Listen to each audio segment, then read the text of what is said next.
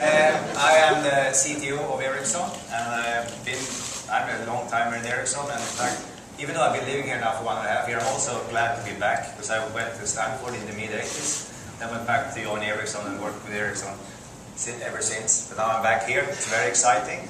And we are going into exciting times, and it depends on where you are in the shade of telecom and ICT, you find maybe different things exciting. One thing that we find exciting now is just the tremendous data growth we see in the networks.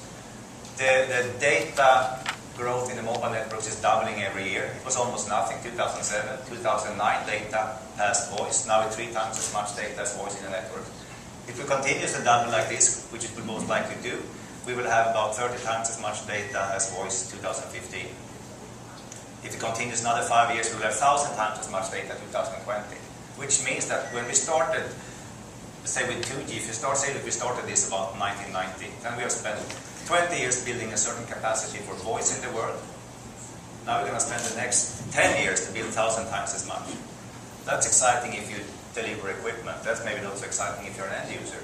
But everything, what is the exciting thing there? Well, that is, we have this vision about 50 billion connected devices. Everything will be connected. A device that is not connected will be seen as a dead device. Why can I not check when I come to work if I remember to turn off the iron? So when did I not? Shall I call somebody to go check? You can just turn it off with your mobile phone if you didn't. So everything will be connected. And so we have this vision about the network society. Everything is connected, and we say that when one person gets connected, his or her life changes.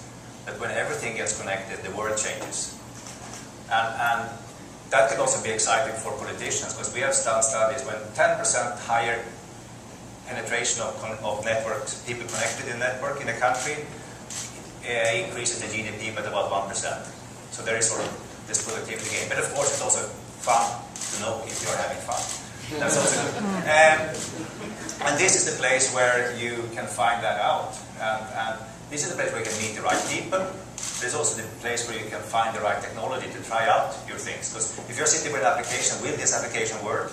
Well, and if it works, will somebody be interested? Well, if you come here, you will find the answer to both. It works, and somebody seems to be interested.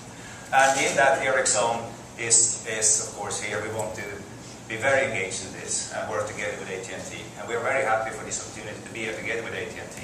And we are a very global company. We are in 180 countries, but still more than 20% of our top line sales comes from North America. So we are very focused on North America also.